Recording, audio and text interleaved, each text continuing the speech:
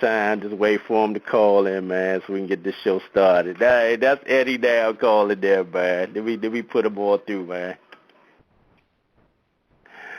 What's good, Eddie? What's good? What's good?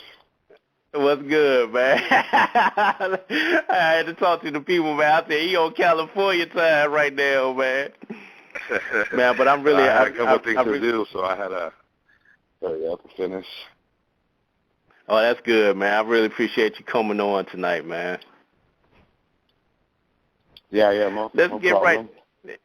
No, man, I'm glad you finished up what you had to do, man, and came on Bully Talk with Zed Pitts tonight, man. Let's get right into it, man. Talk about life in Southern California, man. For the people who don't know anything about Southern California, man, talk about life in Southern California, man. Well, we got it going on over here with the bullies, you know. I mean, we got the XL movement going pretty heavy, and then the exotic dogs are, you know, doing their thing, but it's pretty active. I mean, compared to other parts of the, you know, of the breeders where they don't get to experience that many shows or that many events. Over here, there's a lot of people driving distance from each other, and you know, it's a big friendship community as far as what the XL breeders do. So, you know, it's pretty good. I mean, can't complain about the weather. The weather's always nice over here. And, man, for a lot of people that don't know, man, how long have you been involved with pit bulls in general? Even before the whole bully movement, how long have you been dealing with the pit bulls? Pretty young. When I was young, I think I was probably going to second and third grade. My house was pretty close to the elementary school I went to. So every morning when I walked to school, I would walk by the certain breeder's house that all he bred was Colby Cowpatch pit bulls, you know. And out of everybody's dogs on the block and everything, like, I just was fascinated with his dogs. But when I was younger, I didn't know what a pit bull was, you know. So I grew up, and then the dude became my friend. He ended up being my uncle's friend from the same mini truck car club or whatever. And then, so my parents ended up letting me hang out with this guy in the weekends. He was way older than me. You know, as I got older, you know, 4th grade, 5th grade, I would be over there on Saturday and Sunday. Supposedly, I was helping him, you know, around the house, wash a truck, vacuum his truck, you know, get ready for the little picnics and the barbecues and load up the dogs, and he would take them out. Supposedly, I was working off one of my puppies, you know. And when it came time for me to get it, my parents were like, nah, you can't bring that home. Like, we can't afford to feed it, and it's probably going to kill us when when we're sleeping or something. So, you know, it left an itch in me ever since I was a young kid. That this guy promised me a puppy, and I never could get it until I was pretty much 13 or 14 years old, when I could afford to buy my own dog food, is when I finally convinced my parents that, like, you know, I was in junior high or something, when I could really own my own dog, to the point where my parents were a lot of people that said, you know, if you're going to have the dog, you got to take care of everything. Shots, we're not going to give you money for nothing. We got your brothers and sisters and everything else to do. You want pets, you got to take care of them. So, you know, I was old enough and responsible enough to own one. One of my buddies just, you know, handed me one of his puppies with no papers, and that was, you know, my road dog for, you know, pretty much my young teenage years. And I just fell in love with the breed, and so I see the blue pit bulls, which, you know, I was way, way, way back in the day too. And I was just into red noses before that. I got rid of all my red noses and just hopped on the gray line dogs, you know, as early as 1995. It was probably when I had my first blue dog. Now, are you originally from Southern California? Yeah. Would you say the bullies kept you out of a lot of trouble? You know, with the, yeah. You know, a lot of people don't know, man. Southern Cal got a lot of heavy gang activities out there, and would you say that would kept you out of trouble, just working with the bullies? Yeah, you know why? I mean, with the pit bulls during that time? With the pit bulls, it was just a responsibility. The way my parents did it is pretty good, because I didn't have time to hang out with my buddies in summer, you know, when everybody's parents are working and everybody's getting in trouble, junior high years, high school years, I was working, you know, illegally, but I was out, you know, in Fresno and Tulare, Woodville. I had family members that lived over there. They happened to know this older dude, and he was like this dude that just picked up immigrant workers and took them to go work. Well, I was underage, and I wanted to make money. So did my cousin. So we're like, hey, we're like 14, 15 years old. Let's head out there, work the whole summer, and come back, have some money, and then get our dogs. That's pretty much what it was for like 2 or 3 summers. I would, cause I didn't have a meaning of, I would babysit my brothers and sisters during the week. So I couldn't have an after-school job or do any of that type of stuff. So my thing was work in the summer, and then after I worked that summer, I got my money, got everything rolling. That's when I got my paper dogs, and you know what I'm saying? But pretty much the dogs just having to walk them, having to come home after school, pick up their dog shit, and all that stuff just kept me from just fiddling around with my friends and breaking into things. Just all the stuff they would get into, I would just have to be more responsible, head home and tend to my animals and pretty much, play with them and hang out, Let me ask you, Eddie, what do you remember the first bully that you saw that was different from the pit bull? Not, well, I don't know. Probably the exotic, more razor's edgy bullies. Because when I was young, the big dogs were always the black brindles and the whites. There was always 120-pound dogs. Ever since my parents were young, there was always big pit bulls. But the big bullies, like the Juan Gotti style dogs and the newer style blue, not greyhound looking dogs, was probably Juan Gotti. I got to see him when he was like 6 months old in Pico de Rivera somewhere.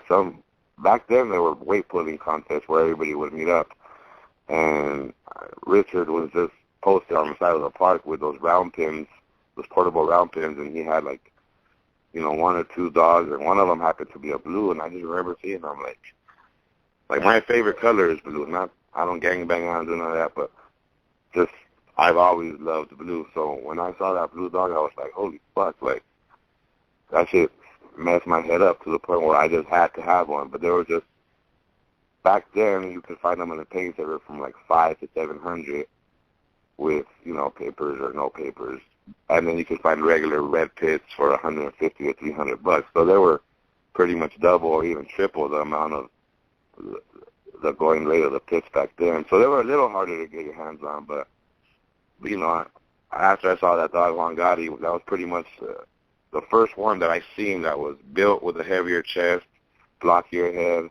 And then I started going to more of these shows because I was young. My dad took me out. I don't know how old I was when Gotti was 6 months, but 8 months old. But that's like my earliest remembrance of a bully was pretty much that. Different than the pit bulls that I grew up, the fighting pit bulls that I grew up looking at people walking down the street and, at the local high schools and stuff like that. Would you say that was the beginning of the bully breed during that time in Southern California? Yeah. Well, it was the beginning of the website movement, because before that, you had to know somebody out of your city, a friend or family that knew somebody that had a pit bull somewhere in another city to go get it, because everybody in the local blocks knew what each other had. So that's pretty much all it was, Hey, so-and-so's dog's going to eat bread with so-and-so's dog. But, because of the gang activity and because of all that shit, you can't really go into all these neighborhoods and see what people have. Back then it was the 80s for me, so it was pretty active where I lived. I lived in Baldwin Park. It wasn't too crazy, but it was crazy enough where people were still getting shot up and gangbanging was still going around. So it wasn't something where when I was growing up, it wasn't like you can go on websites and study different dogs and see what people had.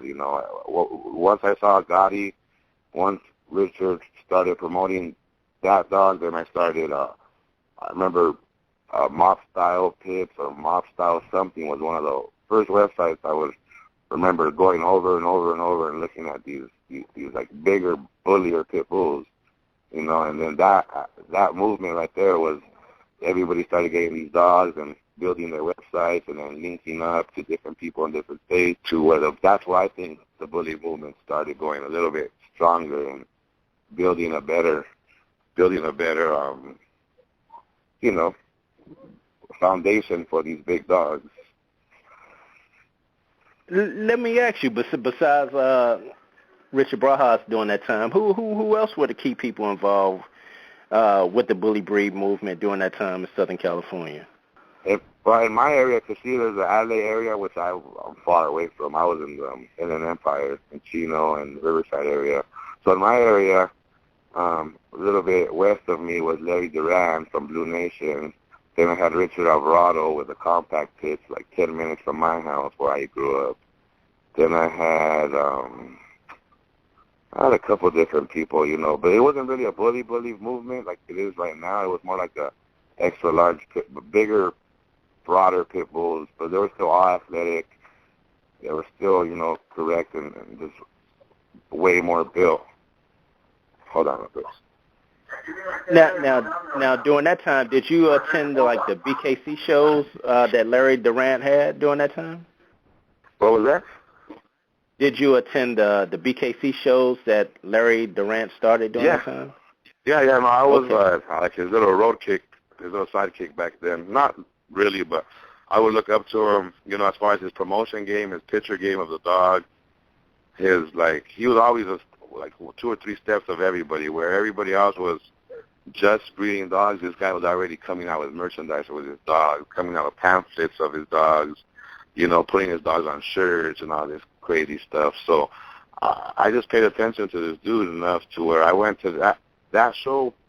Plus, before that, we went to the show in Vegas with him that Jack threw and Larry Duran threw, where they honored Richard Barajas and Dave Wilson with some Breeder of the Year awards, and that was really, to me, like the first bully show. You know what I'm saying? There wasn't no bully show because there was no dogs there, but it was just breeders, like a breeder expo. You know what I'm saying?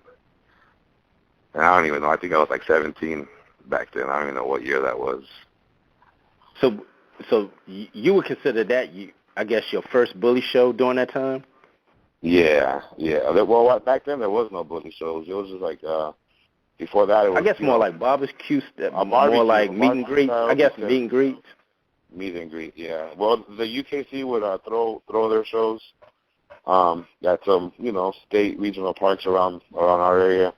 So we would just find out when they would have their shows, and the park was big enough to where we would just hang out on the other side of the park and barbecue and hang out and do our thing, you know. And from there, it just grew to people wanting to charge to come into these venues and all this stuff. But back in the day, there was hundreds of people that would just show up, you know, lying around the block of people with crates in the back of their trucks, just coming to hang out, you know, barbecue pits and everything. Just spend the whole day together. Yeah, I had talked to Pratt about it, I guess, about 2 weeks ago. He was saying how, like, during that time, you know, the UKC kind of shunned on that about, you know, you all hanging out during that time while they had the shows going on. And I guess that was what really, I guess, prompted the movement to really want to start something different.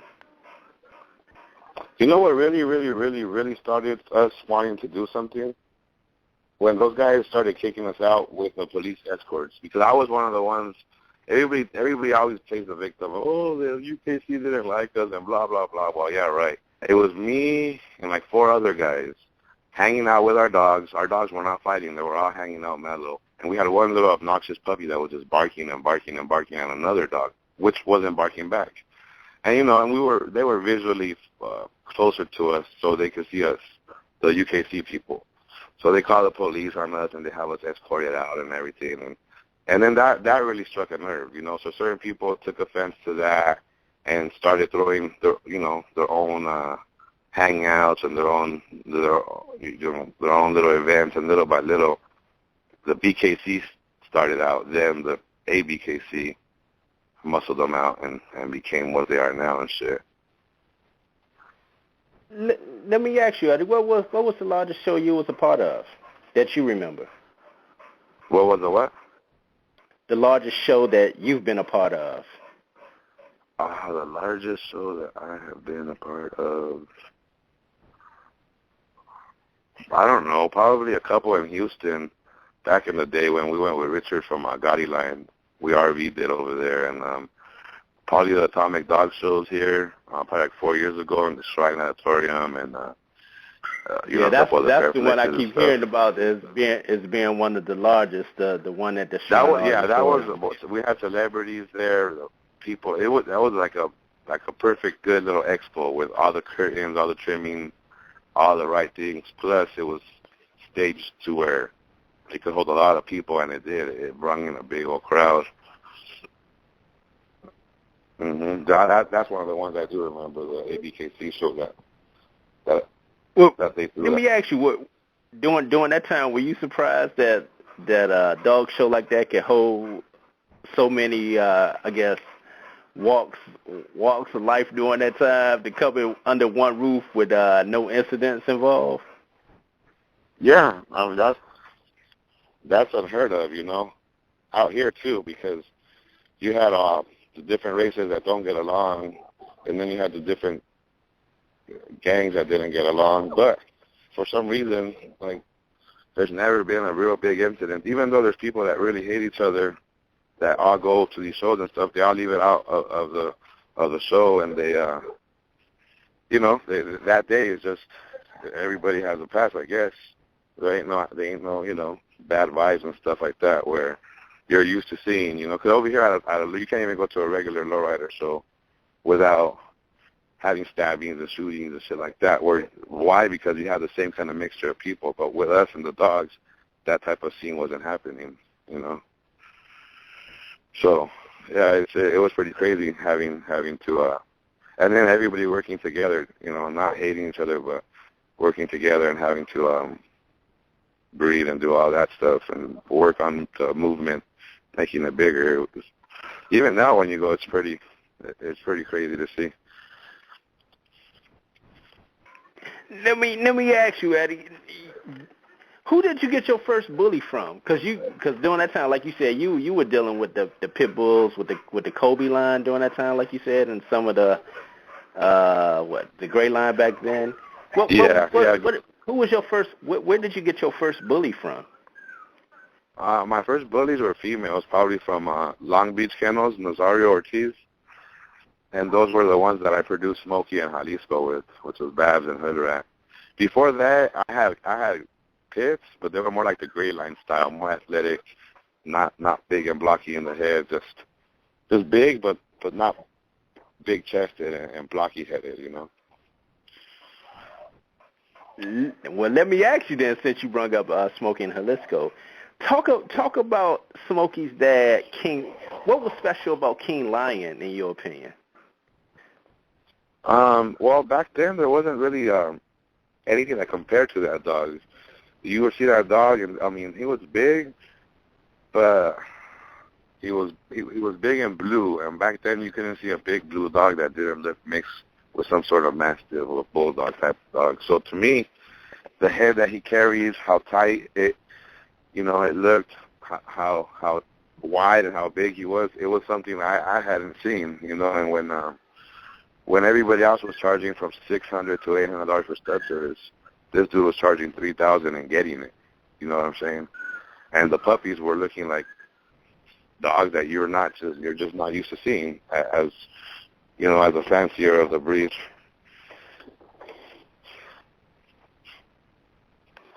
Talk about the legacy of Smokey, because you like you said, you're into the XL dogs, and that's like a big movement out there in certain parts of Southern California. How was that? How was that during that time with the big XLs, like with the King Lions to the Smokies, to what you start seeing today? You know, where it's really starting to change. You starting to see the exotics and micros. There's like a big difference going on right now. Do you still see the love for the XLs? I guess that's what I'm asking. You were saying out during the last section, you were saying something about Jalisco and the legacy. Yeah, the legacy of Smokey. Well, Smokey. Yes. Go ahead. I came to a better area because I had to get something from across the yard, and I didn't have that good reception over there. Oh, I'm sorry. Now, like you said, you used King Lion for the creation of Smokey. During that time, I guess when the litter had dropped, what made Smokey special to you in order to where you're like, this is the pup I'm keeping, that I know he's gonna be special one day. Just the substance of their chest, their arms, their blockier head. I have pictures still of Smokey's litter and Jalisco's litter when they were 5-6 weeks old, and even to right now. I mean, real good litters look like that. But back in the day, shit, you wouldn't see puppies born like that. If you grew up looking at pit bulls, you grew up looking at a certain style of dog with a certain development. These dogs were just boosted up in their heads and their chest from puppies. The gray line style, for example, would be a little bit more game body, not so beefy when they're born. 6-7 weeks old, they're a little longer. You can see like their back legs and little hip bones and stuff like that. On the Smoky litter and the newer stuff, those are completely different built. They were born like little tanks already, little big blocky heads, beautiful heads, and I just wasn't used to seeing that style of dogs. And again, I got my females from my buddy in Long Beach Kennels, and then I hunted down the best dog. I didn't want to just breed to anything, and part of the reason why I went to King Lion is because only the owner had used them, and then the owner of the blood had used them. Only two people had used them. No one had offspring off of them. So I was the only person that didn't really belong in that group that had access to them with totally different females. And that's what I was always into, like using dogs that are not heavily bred to produce my own foundation, because I just didn't want to have the same foundation everybody else had. So that was one of the special things about King Lion, too. He was more expensive than everybody else's dog, and he wouldn't cut you a deal. Either you pay him or go find something else to do. So I paid him, more than once. I paid him like 3 times to do 3 different litters. One litter died of parvo at 3 or 4 weeks old. Oh, no, like 7 weeks old. And then, the Jalisco litter was born, and then after that, the Smoky litter was born. And I produced my own foundation studs with that in mind, just having a bloodline that, or at least a strain of blood that wasn't really going to be used by that many people, as opposed to the dude that charges $800 to $1,000 or would willingly do a puppy back deal with anybody. I found that would hold my value down if I really did something with my bloodline. So the less people that have the same style of dog that I have would make mine different, so I could ask the amount of money I wanted. Let me ask you, because, back then, one of the video I seen, one of the bulliest dogs I ever seen back there was the video of Jalisco. I was like, in your opinion, was he ahead of his time as far as being like one of the bulliest dogs back then? Was he even your type of dog? Was he even your type of dog back then? That was my dream dog. That was my dream dog. I've always been a fan of big heads, big blocky pit bull heads with big jaws, right? And then a traditional pit bull doesn't come with that super thick, blocky chest. 1 out of 10. 1 out of 100 you might see in the street might have the characteristics that you like. But I just simply wanted to build a Jalisco from before I even imagined him. I used to see red-nosed dogs that were built like him, like the Dagger dogs back in the day and shit like that.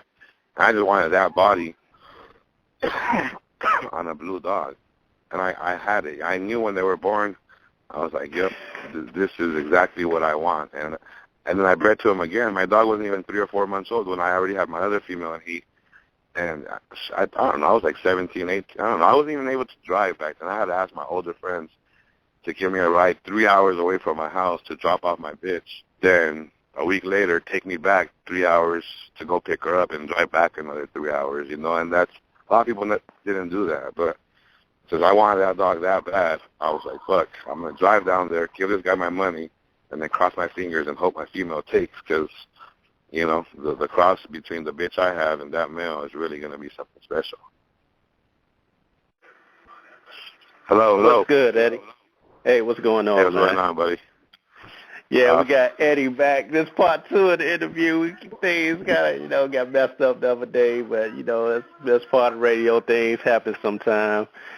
Last we left off with the conversation, we were talking about Jalisco and talking about was that your type of dog, and you were saying that it was your type of bully during that time. Yeah. It was just, with these dogs now, to me, it's like more of an appearance and performance style dog. So as long as they're not too oversized, which he was big, but he wasn't over big where he couldn't jump in the back of my truck and do the shit that all my other dogs kind of did. Maybe not as hard because he was a little bit bigger than them, but he was still a pit bull, And to me, just having a dog with a nice front, nice front appearance with a nice chest, thick arms, and a real nice head. As a breeder, that's what I look for, and that's what I try to reproduce. Something visually entertaining for people to look at, not just, another dog that's out there.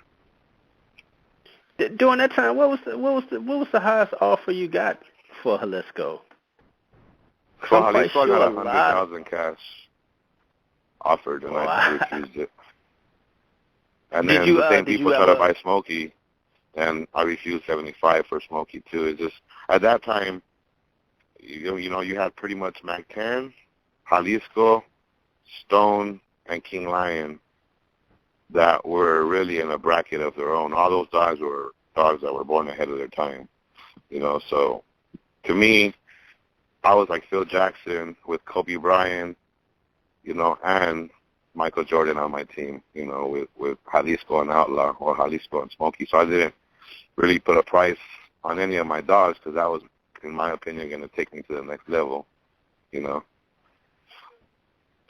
Did you ever keep straws off either one of them?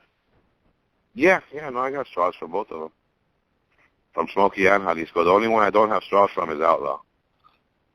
He was like 16 or 14 months when he passed away, so I really only got to do like 3 readings with him. And, back then, frozen semen technology was like something no one really did in our breeds, didn't really know how valuable it was until I lost my boy, and I realized, it's been, 8 or 9 years since he passed away, and I can still sire a puppy out of him, and now I got most of my studs saved, at least 1 or 2 collections.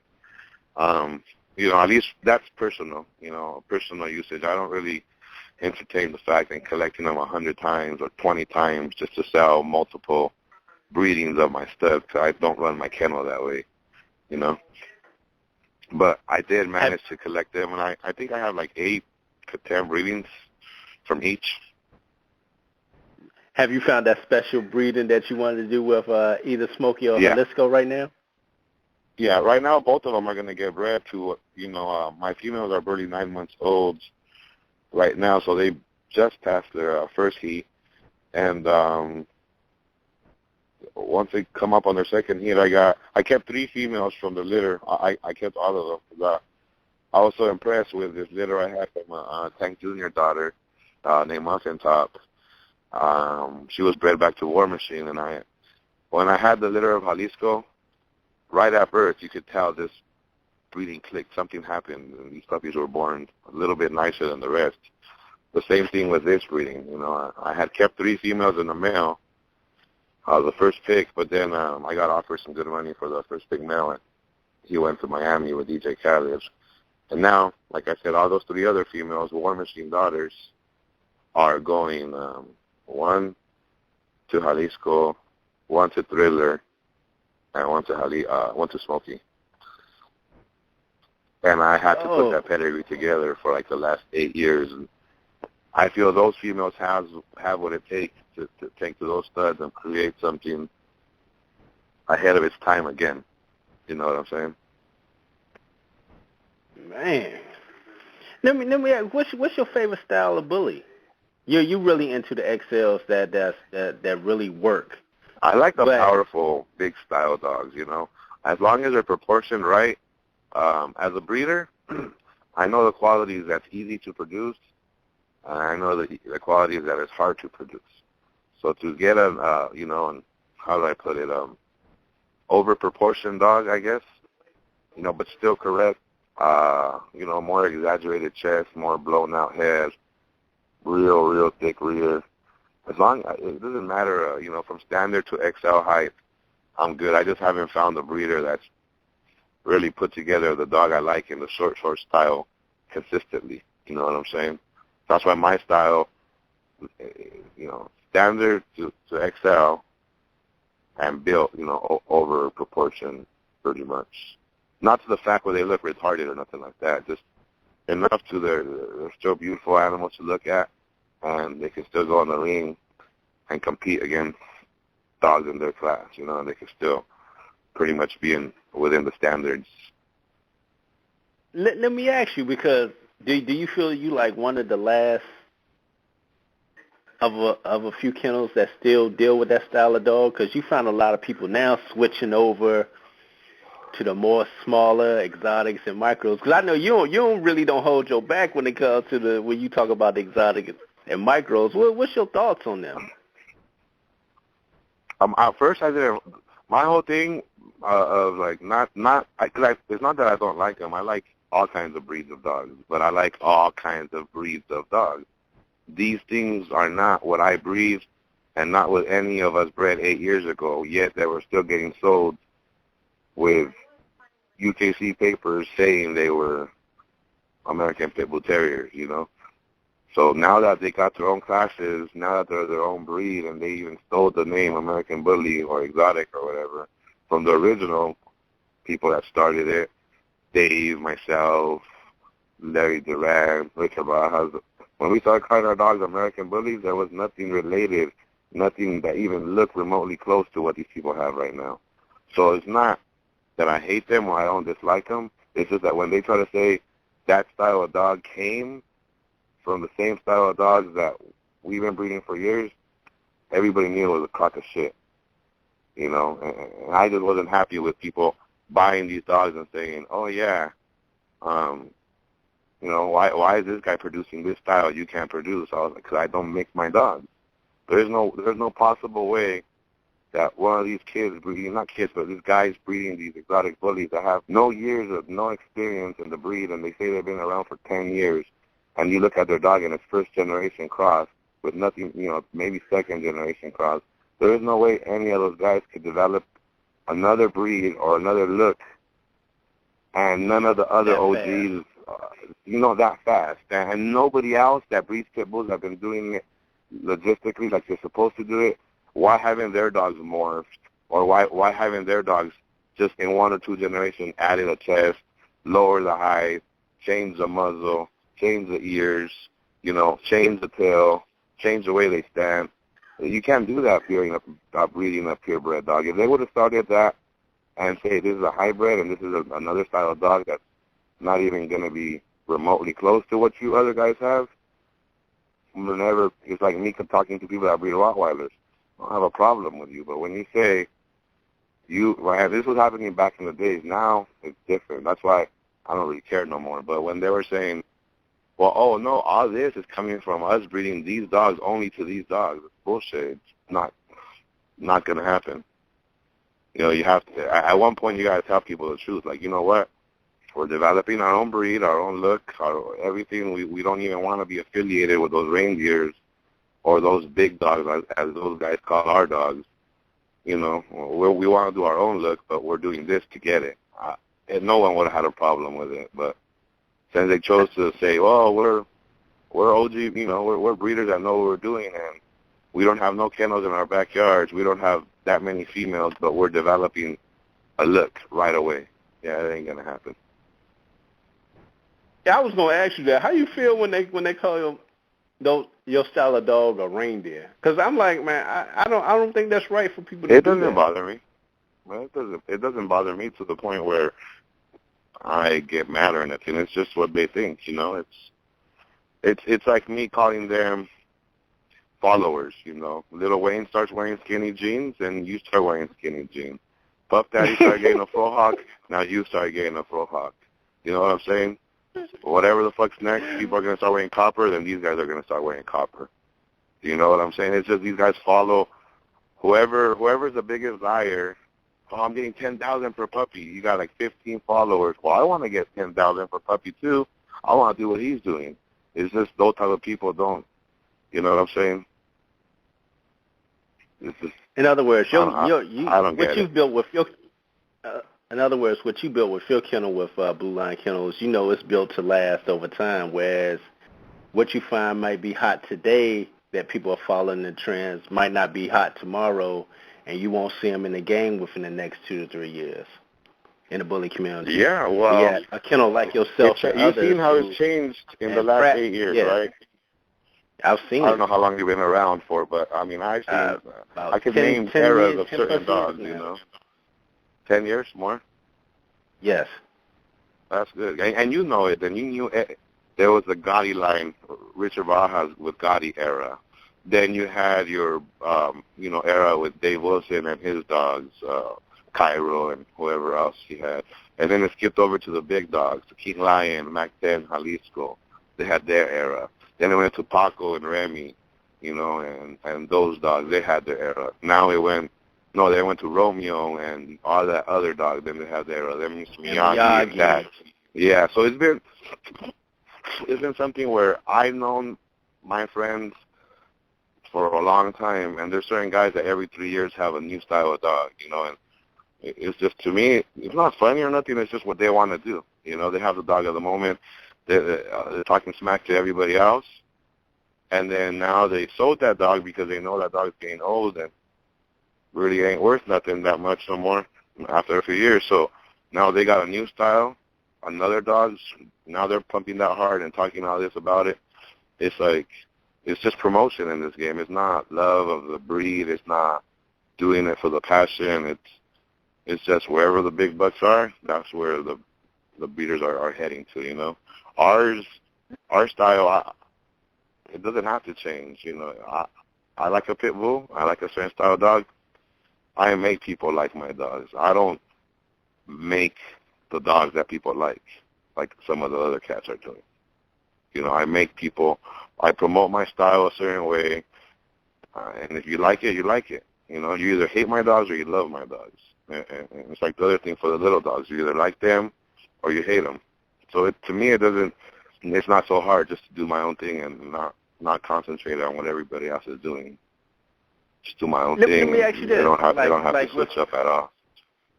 Like with the people, like your partners, other kennel partners, have they ever said, hey, let's check out these exotics? Let's think about trying them out. Have any of your partners ever thought about doing it? Yeah. And then I give them a couple, I tell them to watch out for this, and I tell them to look out for that. And I tell them to do some history, what these people were doing 2 or 3 years ago. Oh, you can't find nothing? Oh, okay. Well, what do you want to chase something that has no foundation in it? Then what are these people going to be 2 years doing 2 years from now? So you're going to chase a Dax. So by the time you buy your puppy and it's ready to breed, these guys are already on another style of dog where them themselves can't keep one style of dog alive long enough to have people like it, because it's always changing and changing and changing, and morphing into smaller or freakier dogs, whatever they're doing. But,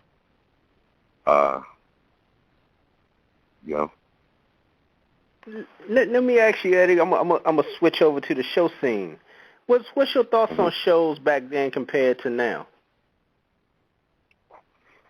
The shows back then, at the beginning, were a little bit less political. It was more barbecue orientated. Now, who are the biggest winners of these breeds? It's just the same people going to the same shows, winning the same trophy every fucking show. A lot of people aren't. That's all I see on Facebook. I don't see no new people that are not breeders for a long time, that are not friends with certain people, not winning. I'm not saying every show at every winner and every that has a trophy is like that, but I'm just saying now it seems to be, you build a dog, you champion him out, and now you're doing that because you want to get stitches, you know what I'm saying, and you want to build a rep for him, and you'll have some way of doing it like that, You know, it's interesting you said that because, you know, behind the scenes, I hear that at shows. If you don't get a certain handler, your dog is not going to champion out. You know, I hear stuff like that behind the scenes that it is political. I mean, whether you want to believe it or not, but I'm talking about for the people who run the registries, but that's what people actually believe. That's what you said right now. That's exactly what you said right now. To me, it can never be fair if the UKC does not own a breed, the owners of the UKC and the people behind it don't breed a particular style of dog, and their best interest is not to pump a certain style of dog. Where in other registries, not just one, but a couple of them have motives, you know. It's not like they want to have motives, but it's better promotion. Why isn't, you tell me, if I have a company and I have a bloodline and I have a magazine, I'm not going to work together within myself to promote myself to make more money. Do you think I'm really going to go and spend all this time and money, and I own a kennel and dogs and a group of line of dogs, I'm going to want to promote somebody else in my magazine and champ out their dogs and give them all, you know, give them all the recognition? No one would do that too. So when a certain people of a certain group are tied into everything, to me it can't be too fair. You know what I'm saying? It's fair enough, but how fair is it? I totally agree, because do you even find people now at shows that put on major productions like you did at shows? What do you mean? Because I would look on the videos from the shows that you would put on. You would have the big screen TVs. You would have the custom made kennels, the custom made shirts. Do you even find groups doing that anymore? No. I mean, you do spend money. You do major money. Look, when I was around, I was a newbie when the Elite Edge was already formed, you know. And when they would show up, these dudes would wear the same jerseys. They would get the shirt printed, you know, and they would all come with their same unique look. Boom. Then I would see the guideline people forming their groups, you know. And I was around there now this time, before there was a group and after there was a group. And I would see these guys come and start doing their thing, all original. These guys had 6-foot guideline letters, actual square letters that said guideline across a whole group of booths. Like, that's where I got my shit from. If you look at how I do my promotions, I just juiced up what everybody else was doing, but I didn't copy nobody. I just found my own way to, you know, to spice up the booth and to make it look like it's not just a cage with a dog, because everybody else is like that. I've always been the type of dude that wants to have an original. If I have a car, I'm going to have it painted original color or graphics on it or rims. I just don't want to be like everybody else. So in the dogs, I always wanted to be like, I got nice dogs already, but how do I, you know, I saw these guys doing it. I was, all right, I'm going to form my club, I'm going to get my members, and then we're all going to just make it happen. And to a point, people were doing nice creative stuff, and then it stopped a couple of years ago, and I haven't seen nobody pop up with, like, really, really original stuff for the groups. But then again, I haven't been going to the shows because out here in the West Coast, it just got to me to be a repetition, you know. I see you at a show, and then 7 days pass, 6 days pass, I see you at a show again. You know, your beard hasn't changed, your hairstyle hasn't changed, your dog looks a goddamn thing. Before, when we threw shows, they were every 4 months apart, where at least maybe you had a new girlfriend, you know, you had a new puppy, something's changed in your life where it's interesting. Now it's just back-to-back shows. I was like, I'm over it, you know. I just don't see the point. Because that was actually my next question. Do you even still go to shows now? Nah. I don't go to shows in well, you know, I'm lying. I go here and there, you know, because that's when I went to was I really like the Atomic Dog shows. Anything the Atomic Dog throws, I like it. They don't cheap you on the chairs, the tables, the drapes. They charge you, but then you get what you pay for. You know, other booths, other people, you pay your booth fee and you don't get shit. And it's like, well, you're just feeding people's pockets so they can pay the rent, and then next week they're throwing another one so they can buy a new car and shit. I stopped supporting all that shit a long time ago because it wasn't helping the breed. It wasn't like these people throwing the shows are spending that money promoting the breed right, getting us anything, any kind of promotion for the XL breeders like the shorter style dogs. they go all out. You know, their champions go on magazines and they're promoting that whole world a certain way. There wasn't nobody doing that for our style of dogs. And I just like, I don't see no point. I would take 30 or 40 people with me. Not that I wanted them to go with me, but they were part of the movement, so they rode. We get to the door. All right, $20 a head. You and your lady getting free. I'm like, I got like 30 people with me. It was like a half price. Nah, everybody has to pay full price. I was like, man, are you serious? After shit like that started happening, I just lost complete interest in even supporting most of these people. You know, Atomic Dog shows love.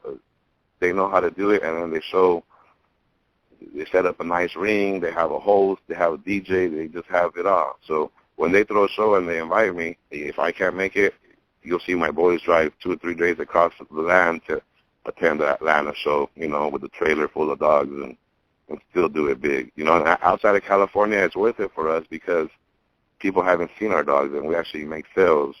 Around here, if you don't know who I am or who my bloodline is, then you probably don't know 2 or 3 other bloodlines out here. So what I'm trying to say is everybody already knows me.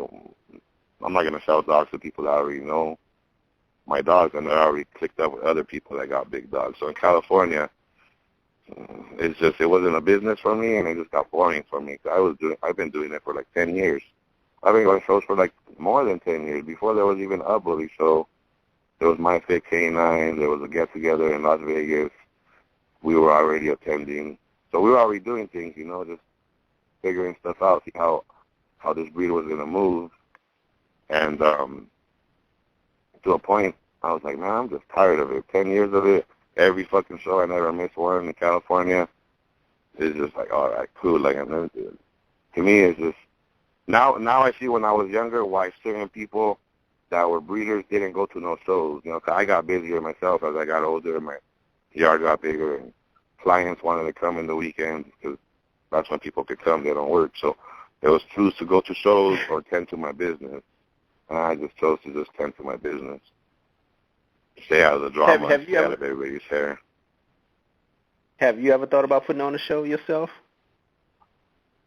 I want to, but I'm so busy that I don't want to. Because when I do something, I make sure it's going to be remembered, you know. And if I do something in Southern California, trust me, it's nothing. Everybody says that they throw nice shows and everything, but no one does shit like I do. And the money and the people I'll get behind it, it's why can I do it? Because I've seen 100 shows, and I've been planning a show in my head for the last 5, 6 years. So in my own head, I'm already putting together shit that no one else has even thought to bring to the table. That's gonna bring new people. My thing is, if I throw a show, I'm gonna have the guest as a lot of the experience of breed, not just throw a show and have the same old breeders just there all the time.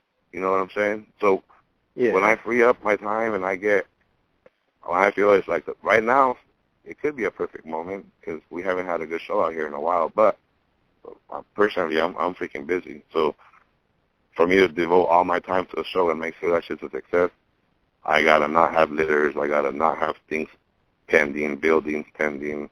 You know, I'm doing a lot of additions to the property, so I got to deal with the city and have them come over here. So I want to be clear-minded for the next year and maybe possibly next year, maybe throw that big show. It's coming. I just don't know when.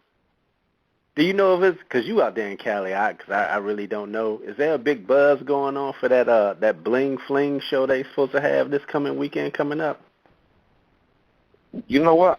I don't really follow too much to hear all that stuff. You know, my buddies probably know more than I do because I don't really go on the Facebook to read what other people are doing. I just do my business and get out, you know. So I don't really follow. Because I don't really follow what's going on. You know, the last thing I got invited to was another Atomic Dog show in a couple of weeks in May or something. So it's actually when someone calls me and they, hey, we want you and your crew to show up, then I'll actually make an effort to send my people and send our dogs and make something happen for them, you know. You were talking earlier about your thoughts on advertising in the bully magazines. Well, what's your thoughts on that? With as far as advertising within the different bully magazines compared to other magazines? Because I believe that you also advertise in like the Dub magazines. What's the comparison between advertising just the magazines in the bully world comparing to going outside of the bully world to the bigger magazines like the Dub and Car Show magazines? There's a big difference because dog magazine. Well, not really, because you know what? The customers I do catch in the dog magazine, like I'm one of the few extra large style breeders in that magazine, so they like it. They just call for that. But some people are already looking for puppies when they're glancing, and they already know a little bit about dogs. So, you know, they kind of know what the prices are and everything. You can't. I'm a business, you know. I want to separate my stock and my quality from everybody else. So what I do is I go outside of the dog world, and I make my own prices, and I show people dogs they have never seen before, and they don't know where to get them. They could Google a pit bull all day long, but it's not going to look like what I have. You know, so when you catch me on the Dub magazine, it's only me and Big Boy Kennels, Pitfall Kennels, and they got the short style dog. So it's, you know, if you like trucks, you like my kind of car or my dog. You like little cars, shorter stuff, you might like their dogs. It's not like we got the same shit. So it works for me. Those magazines outside of the dog world just get those people with money, unsuspected people that aren't really trying to breed. They just want a badass dog, and I can hit them with a $5,000 to $10,000 price tag, and what are they going to compare it to? Whereas in the dog breeder book, you can flip through every page and call and buy from the dog that's the cheapest out of the whole magazine, and you don't know what you're getting. You're just going to get a dog, you know? That's a good point. Do those magazines even go outside of the... Besides the Atomic Dog, do those magazines go outside the bully world, in your opinion? Besides Atomic Dog? Yeah, they go to, trust me, you'll be surprised at where I heard these magazines go. Everywhere. You know, that's good to hear, because that was a lot of questions asked about that also. Do the magazines circulate outside the bully community? Yeah, I mean, they're at some sort of newsstands. I know they're not here at my city, but they're at certain Barnes & Nobles, or at certain 7-Elevens, at certain AMPM. So that's already outside of the bully world, you know? Oh, that's really good to know, man. Let me ask you, the video with corrupted DJ Quick, man, how'd that even come about? Well, I ended up doing business with Terrence Martin. And when I met him, I didn't really know who he was or whatever, so I ended up just signing him a dog. And he didn't want to pay for it, kind of, because everybody else was offering him free dogs. They knew who he was. I didn't know who the hell he was. My friend brought him. He told me, yeah, it's a producer. Who isn't a producer nowadays? You know, I don't care. If you're a producer, you got money. So after he really liked the dog, you know, if he really liked the dog, he bought a dog from me.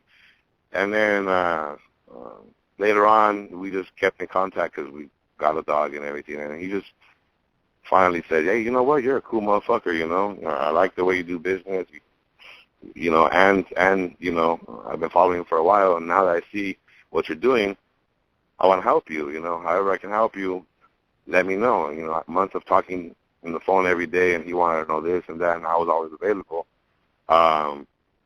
He just finally told me, like, hey, you want to do something with these guys?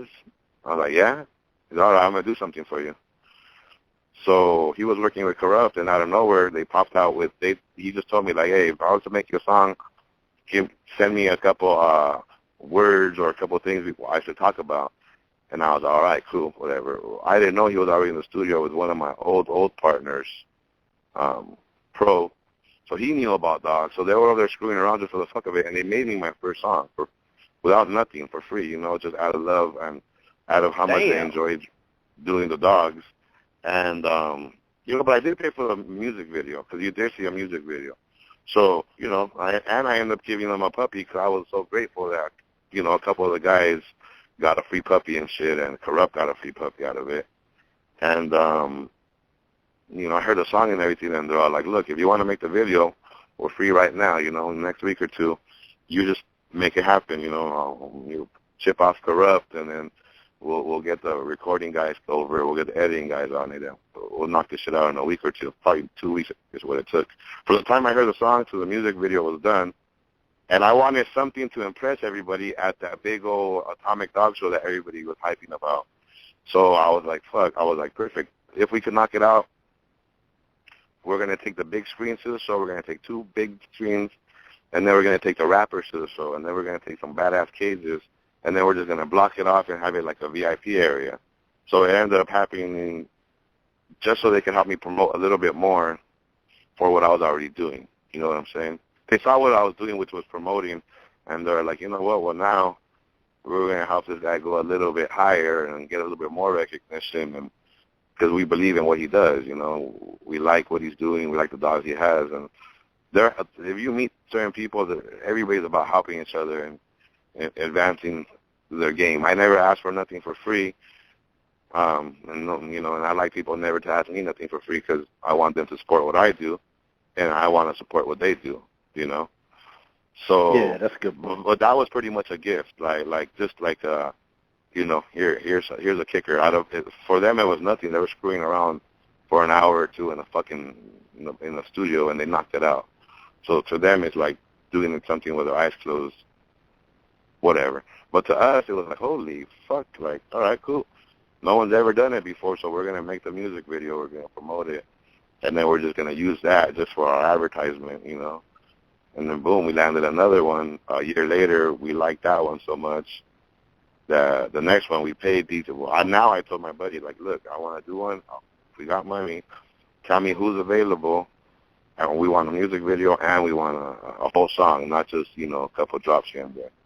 And we ended up just getting DJ Quick, and we did the music video for that too, with everybody in it. At that one, we had everybody from the crew in it, and everybody chipped in to get it done. Dang. Let me ask so you. You know, it's just a friendship. About, all these friendships that we got out here, and they go a long way. It just doesn't stop, you know. How did you meet the get in contact or be friends with the real Rick Ross? How did that develop? Well, he got out of jail, and he was working with my homie Bones, rest in peace. Just passed away last June. But me, Bones, and my other partner, I dabble in a couple more businesses. So I got like my partners do movies, you know, so they approached Rick. They wanted to get the story and make the movie for him. You know, so one of my buddies became super close. Like, once they came out, you know, my buddy's been in jail from the streets and everything, and they just became good friends, and both of them were doing legal shit now. So it was like real good friendship. My friend reached out to me and be like, look, this guy's cool as hell. Like, he's all about helping the new generation. He, you know, all the self-employed people, all the self-owned businesses. Like, he's empowering people and showing them, like, he fucked up back in the day, but he's trying to do something positive for the community now. So whatever you got, let's hook up, because, you know, I can get a lot of attention in certain places. Yeah, let's hook up and do something, and we'll do special events, and we'll do meet and greets with you. So we got him as a special guest in the show. I thrown one show with my partner Mo back in the day, like 3 years ago in Texas, in Houston. And that was one of our attractions. Like, you know what? We're going to take Rick Ross out there. You're going to meet the real Rick Ross, and you're going to be able to take a picture with him, and, you know, boom, whatever. And that shit had everybody rocking like crazy. So when I went, because I had to go pick up Rick and then take him to the probation officer or parole officer and explain to them what we were trying to do, we spent a lot of time talking. You know, I tell him what I was doing, and he told me all the shit he went through. And I kind of became, I don't know what he sees me as, but I call him, he picks up the phone, and we talk about whatever I need help. He got my back. So I consider that like a pretty good friendship, you know, and it's just being real with people and being yourself, and they hear your story, and like this guy offered whatever I need. If I want to be on his website, I could be on his website. You know, if I want to be on the movie, my dogs could be on the movie, because I know him and because I know the people that are producing it. They're my partners anyway. So it just is, you know, within friends, if you get introduced a certain way, you develop a friendship. And this guy cool as hell. And like I said, I just didn't know too much about him, and then I started reading up on him, and I was pretty intrigued on how he worked for, you know, directly for the government, and how it went down back then. I was like, holy shit, this guy, you know, he's pretty big. I better talk to him and see what knowledge I can get out of him, or, you know, because I'm all about talking to people and getting something out of them, out of their life story. If they're successful or something, I want to know what helped you, you know. Tell me. I want to be successful one day too, you know.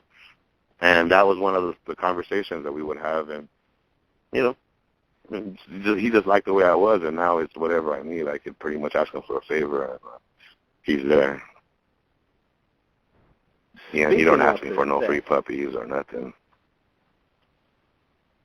Dang, man, that's what's up though, man. That you get a chance to, you know, talk to someone who actually had a chance to, you know, really turn their life around and do something with their life after going through something like that. Because, like you said, I read about his story too. Like, I mean, he was large, man. like everything that went down. When I talked to him, I didn't know that much. But when I talked to him, when he went into jail, he didn't know how to read, and he went to the feds, right?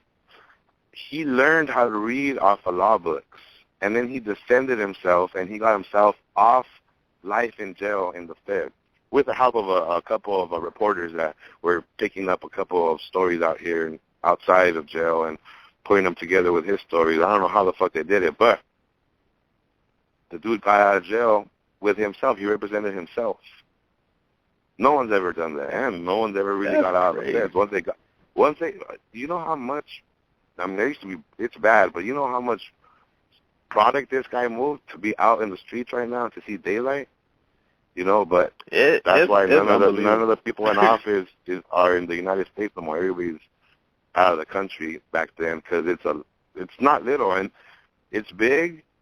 And watch, right now already the documentary is kind of done, written. It's maybe starting to get shot pretty soon, and they got Nick Cannon, I think, is going to be playing Rick Ross, the young Rick Ross and shit.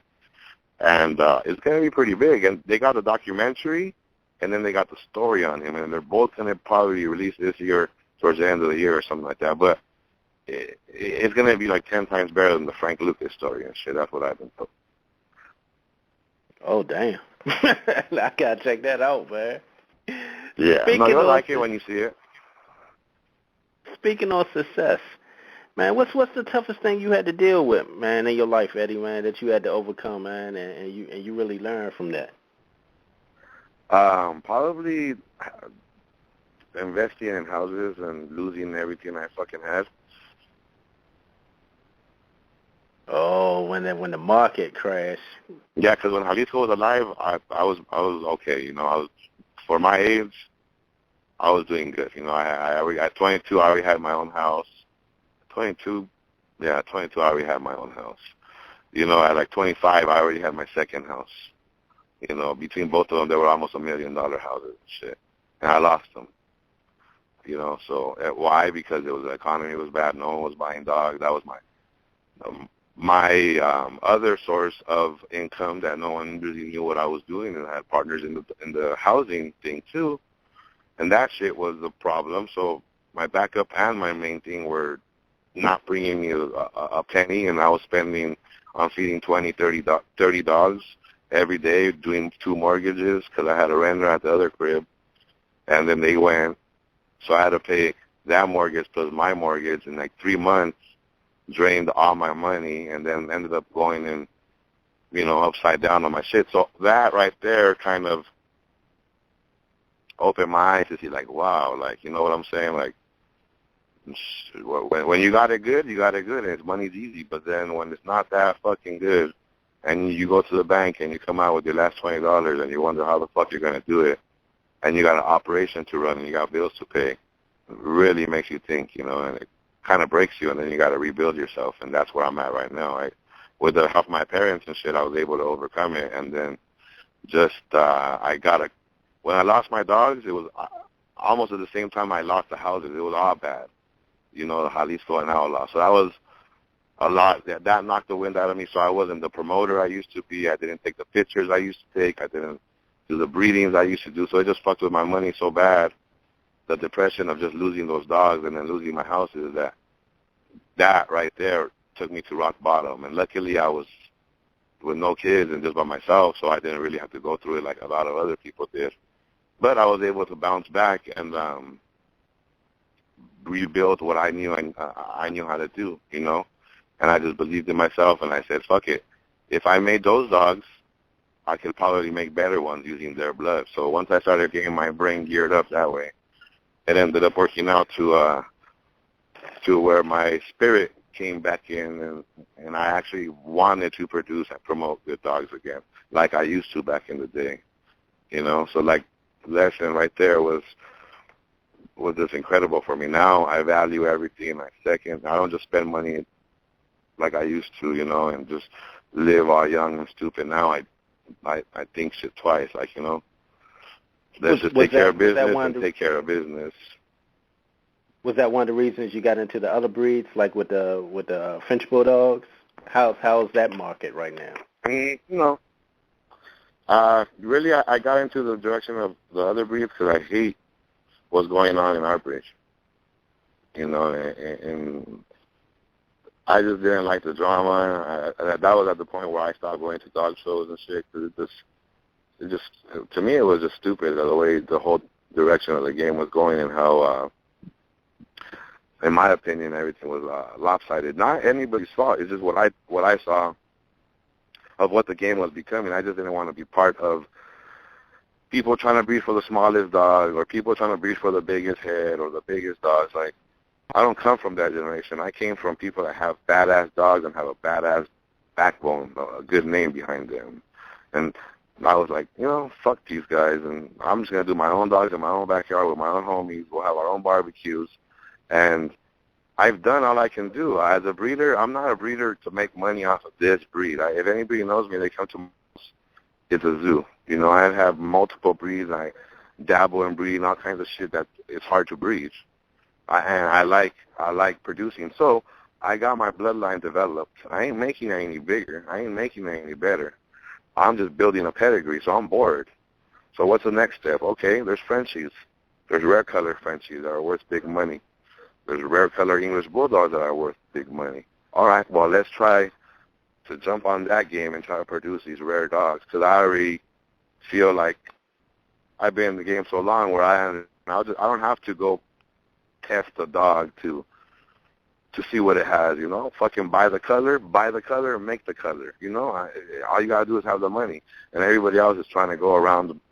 Oh, I'm gonna do it this way, you know. Why start with a wooden wheel when you got the 22s and the 24s already? You know, just go get them and roll that shit.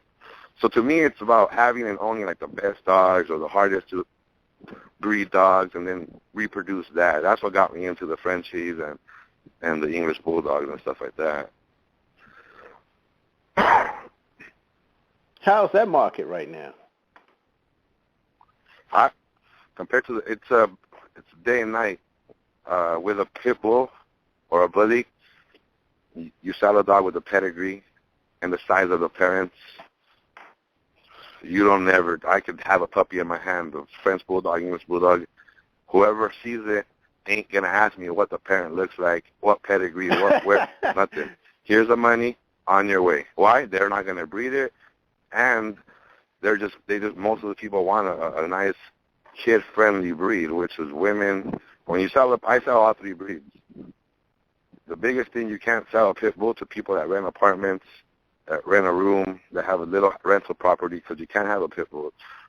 There ain't no law saying nothing about a French Bulldog, and there ain't no law saying nothing about an English Bulldog. And those breeds have never killed kids, so every mother wants them.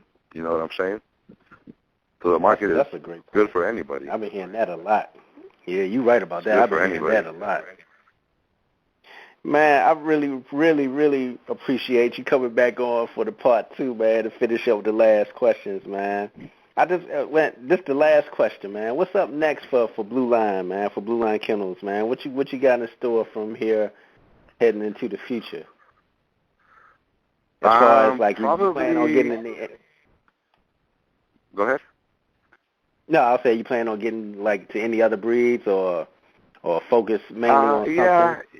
No, I'll do another breed. Right now, that $500,000 or that $1.5 million dog that got sold in Japan, probably in five years I'll have enough money to buy something of that breed that's close to that dog. But that's probably the next breed I'm gonna get, those hairy Tibet Masters or whatever Caucasian Masters that they're calling them. Holy You seen those, right? Those big old fucking dogs. Yeah, I know you. Yeah, that's probably what I'm gonna pop out with next. But I'll have a new property and I'll be in a new location before I grab those dogs. And then in the next 2 weeks we got our DVD coming out. Me and Terrence Martin put out a DVD with a couple rappers, behind the scenes footage of Wiz Khalifa in the studio making songs and doing his thing. Snoop Dogg in the studio, Corrupt in the studio, E40, who the fuck, everybody, like YG, Kick, Chris Brown. All we got little features of all them in the DVD, and then in between, I picked like 22 kennels to be in the project, and we interviewed them at the park and the kids and the family and shit like that, and just made a positive promotional DVD that people are going to enjoy watching and stuff. Not something I put together myself with chopped up music.